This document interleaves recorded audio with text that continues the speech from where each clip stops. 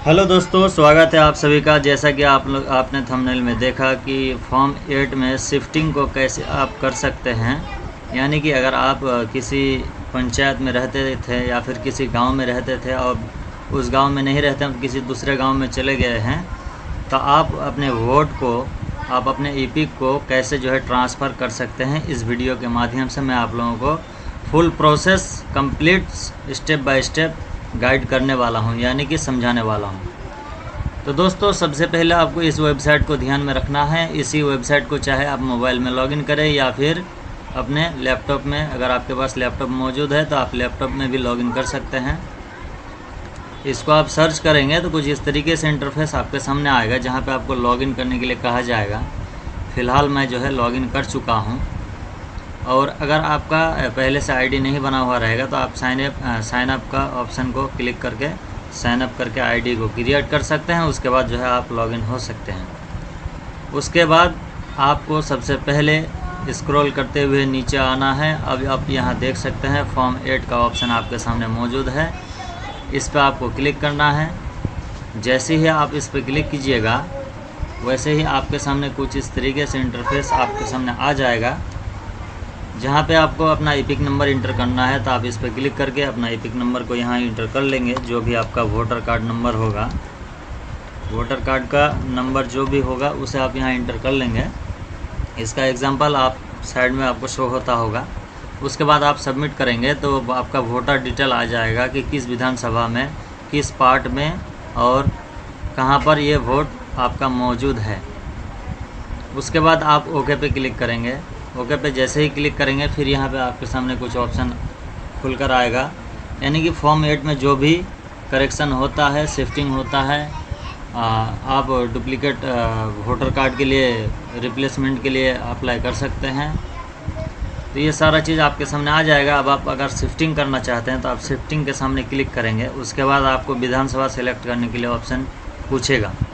तो यहाँ पे अगर आप उसी विधानसभा, जिस विधानसभा में पहले आप मौजूद थे, उसी विधानसभा के अंतर्गत किसी दूसरे गांव में गए हैं, तो आपको विद इन असेंबली कंस्टिट्यूंसी पे क्लिक करना है। अगर आप किसी और विधानसभा में गए हैं तो आपको आउटसाइड असेंबली कंस्टिट्यूंसी पे क्लिक करना है। तो हमारा ये वोटर उसी विधानसभा के अंतर्गत आता है, इसलिए हम इस पर क्लिक करेंगे। अब ओके पे क्लिक कर देंगे। अब हमारा प्रोफाइल यानी कि वोटर खुल चुका है। अब हम नेक्स्ट पे क्लिक करेंगे यहाँ। उसके बाद यहाँ पे आधार नंबर के सामने टिक करके अपना आधार नंबर को इंटर कर लेंगे। उसके बाद मोबाइल नंबर के सामने ध्यान रहे, आपको मोबाइल नंबर ज़रूर से देना है, क्योंकि आपके पास मोबाइल नंबर रहेगा तो क्या होगा कि आपको मैसेज के माध्यम से पता चल जाएगा कि आपका ईपिक BLO तक पहुँचा। अगर किस BLO तक पहुँचा, सारा चीज़ आपको SMS के माध्यम से मिलता रहेगा। तो आप अपना मोबाइल नंबर ज़रूर डालें। मोबाइल नंबर इंटर करने के बाद आप नेक्स्ट पे क्लिक करेंगे और फिर यहाँ इस तरीके से इंटरफेस आपके सामने आ जाएगा। अब आप यहाँ अपना एड्रेस को फिल कर लेंगे। एड्रेस फिल करने के लिए सबसे पहले आपका हाउस नंबर, बिल्डिंग या अपार्टमेंट नंबर पूछा जाएगा, आप यहाँ इंटर कर लेंगे। उसके बाद गांव मोहल्ला पूछा जाएगा, तो अपना गांव मोहल्ला या वार्ड नंबर जो भी हो, स्ट्रीट लाइन, वो आप अपने अनुसार यहाँ पे इंटर कर सकते हैं। उसके बाद विलेज पूछा जाएगा, तो आप यहाँ विलेज को इंटर कर लेंगे। विलेज को इंटर करने के बाद आपका जो भी पोस्ट ऑफिस रहेगा, पोस्ट ऑफिस को यहाँ इंटर करेंगे और पिन कोड को यहाँ इंटर करेंगे। उसके बाद आपका जो भी तालुका यानी कि ब्लॉक परिसर होगा, तहसील होगा, उसको आप यहाँ इंटर करेंगे। इतना इंटर करने के बाद स्टेट आपका ऑलरेडी सिलेक्टेड रहेगा और उसके बाद आपका डिस्ट्रिक्ट को सिलेक्ट करना है। यहाँ पे अगर हिंदी में कोई भी गड़बड़ी होता है तो आप यहाँ दोबारा इसे काट कर करेक्शन कर सकते हैं। जैसे कि मेरा यहाँ हिंदी में थोड़ा गड़बड़ी है तो मैं इसे सुधार लेता हूँ। उसके बाद आपको यहाँ डॉक्यूमेंट पूछा जाएगा, तो आप जो भी डॉक्यूमेंट यहाँ अपलोड करना चाहे कर सकते हैं। जैसा कि बहुत सारा ऑप्शन आपके सामने यहाँ मौजूद है। तो हम यहाँ रेसिडेंशियल सर्टिफिकेट को अपलोड करने वाले हैं, इसलिए हम यहाँ रेसिडेंशियल का ऑप्शन नहीं है, तो हम क्या करेंगे, एनी अदर डॉक्यूमेंट पे क्लिक कर देंगे। उसके बाद रेसिडेंशियल सर्टिफिकेट को यहाँ लिख लेंगे, इंटर कर लेंगे। इतना करने के बाद हमारा जो भी सर्टिफिकेट होगा हम यहाँ उसको अपलोड कर देंगे। सर्टिफिकेट को अपलोड करने के बाद नेक्स्ट पे क्लिक करेंगे और अपने गांव का नाम यहाँ एंटर कर लेंगे और फिर नेक्स्ट पे क्लिक करेंगे। उसके बाद यहाँ कैप्चा पूछा जाएगा तो कैप्चा डाल देंगे।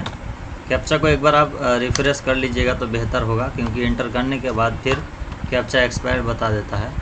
उसके बाद प्रीव्यू एंड सबमिट पे क्लिक करेंगे तो आपके सामने प्रीव्यू इस प्रकार आ जाएगा। अब आप अपना प्रीव्यू को बढ़िया से देख लेंगे। अगर सब कुछ ठीक है, जैसे कि मेरा यहाँ हिंदी में गांव का नाम गलत हो गया है, तो हम क्या करेंगे, स्क्रॉल करते हुए नीचे आएंगे, कीप एडिटिंग पे क्लिक करेंगे और जाके यहाँ फिर से हिंदी नाम को जो है सुधार लेंगे। अब जो है स्क्रॉल करते हुए नीचे आएंगे, नेक्स्ट पे क्लिक करेंगे, फिर से नेक्स्ट पे क्लिक करेंगे और यहाँ फिर से कैप्चा को जो है रिफ्रेश कर लेंगे। एक नया कैप्चा आएगा, उसे हम यहाँ भर लेंगे और अब प्रीव्यू एंड सबमिट पे क्लिक करेंगे। फिर स्क्रॉल करते हुए नीचे आएंगे और अपना प्रीव्यू को बढ़िया से देख लेंगे। उसके बाद ई साइन एंड सबमिट पे क्लिक करेंगे और यहाँ फिर एस पे क्लिक करेंगे। तो अब जो है मेरा ई साइन मोड पे आ चुका है। अब हम यहाँ क्या करेंगे, अपना जो आधार नंबर है उसे एंटर कर लेंगे। ध्यान रहे आपका आधार कार्ड में मोबाइल नंबर जुड़ा हुआ रहना अनिवार्य है, अन्यथा आपका ई साइन कंप्लीट नहीं होगा। अब आपका आधार नंबर एंटर करने के बाद आप यहाँ गेट OTP पे क्लिक कर लेंगे। उसके बाद यहाँ आपके मोबाइल में एक OTP प्राप्त होगा, उस OTP को एंटर कर लेंगे। OTP को एंटर करने के बाद स्क्रॉल करते हुए नीचे आएंगे और सबमिट बटन पर क्लिक कर देंगे।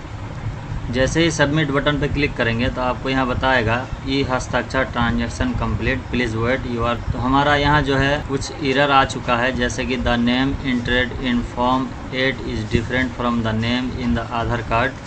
तो यहाँ मेरा बताया जा रहा है कि आधार कार्ड में और वोटर कार्ड में नाम का मिसमैच होने के कारण आपका जो है ट्रांसफ़र कंप्लीट नहीं किया जाएगा। पहले आप अपना 8 नंबर फॉर्म की मदद से अपना नाम को करेक्शन कर लें, उसके बाद आप जो है ट्रांसफ़र के लिए आवेदन कर सकते हैं। सुधार करने के लिए आवेदन किया था जो कि एक्सेप्ट भी हो चुका है, लेकिन शायद कि अब तक पोर्टल में अपडेट नहीं हुआ है, इस वजह से नहीं हो रहा है। तो हम आज नहीं तो कल फिर ट्राई करेंगे। आप जो है अपना ट्रांसफ़र के लिए इसी तरीके से अपने प्रोसेस को कर सकते हैं और बड़े ही आसानी के साथ आपका जो है कंप्लीट हो जाएगा। अगर आपका आधार कार्ड में मोबाइल नंबर जुड़ा हुआ है और आधार कार्ड में जो नाम है वही नाम वोटर कार्ड में है, तो आपका 100% जो है सक्सेस हो जाएगा। उम्मीद है इस वीडियो से आपको कुछ सीखने को मिला। अगर सीखने को मिला तो आप मेरे चैनल को सब्सक्राइब कर सकते हैं।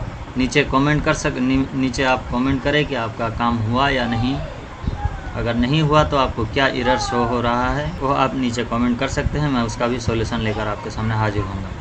मिलते हैं किसी अगले वीडियो में, तब तक के लिए अपना ख्याल ज़रूर रखें।